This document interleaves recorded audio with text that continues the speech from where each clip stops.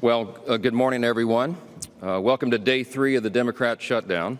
Mid-September, the House passed a clean, simple, continuing resolution. All around the country right now, real pain is being endured by real people because the Democrats have decided to play politics. We have more reforms coming to try to fix Obamacare, which is not working for the people. But you need common sense, responsible Republicans who are serious about policy to fix that for the people, and that's what we're working to do. The Democrats are stalling that because they need a political talking point. And why? Because Chuck Schumer, who leads the Democrats, is terrified that he's not going to win back his Senate seat. And so when you all ask me, why aren't you negotiating with them, I don't have anything to negotiate. Leader Thune and I can't take off Republican priorities that we put in the CR and say, hey, is that better? Could you vote for that? Because we didn't put them on there in the first place. Why? Because Republicans are being responsible. We're operating in good faith, and we're trying to get the Democrats to do their job, and they won't.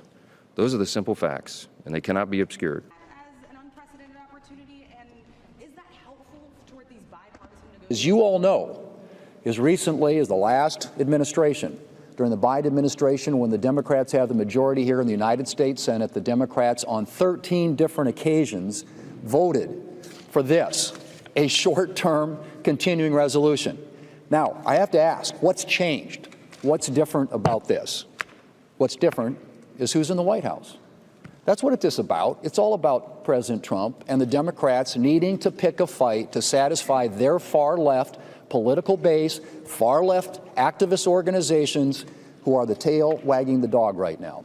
That's all this is about. They have an opportunity, a fourth time today, fourth time to vote, to open up the government and to allow us to do the rest of the work that the American people expects us to do. They have taken hostage the federal government and, by extension, the American people, who are the only losers in this. Everybody's talking about who wins and who loses and who gets the blame. That's not what this is about. This is about what's doing in the best interest of the American people. And what's in the best interest of the American people is keeping the government open and operating so it can continue to work on their behalf. Are they taking great pleasure in that? No. Is he trolling the Democrats? Yes. I mean, yes, because that's what President Trump does, and people are having fun with this. But at the end of the day, the decisions are tough ones. And I've met with him. I talked yesterday at length with Russ Vought, who's the director of the Office of Management and Budget. Russ takes no pleasure in this. Russ wants to see a smaller, more efficient, more lean, effective federal government as we do, but he doesn't want people to lose jobs. He doesn't want to do that, but that's his responsibility. So he's very carefully, methodically, very deliberately looking through that to see which decisions can be made in the best interest of the American people. That's his obligation, and that's his real desire. The president takes no pleasure in this, but if Chuck Schumer is going to give Donald Trump the opportunity to determine what the priorities are, he's going to exercise that opportunity, and that's where we are.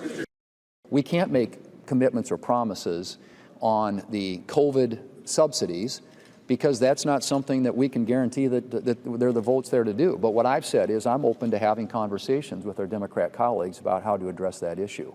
And I think that but that can't happen while the government is shut down. I mean, we've got to open up the government. And with respect to our schedule, like I said, I don't know how many times you're going to give them a chance to vote no. And hopefully over the weekend, they'll have a chance to think about it. And maybe some of these conversations start to result in something to where we can start moving some votes and actually get this thing passed.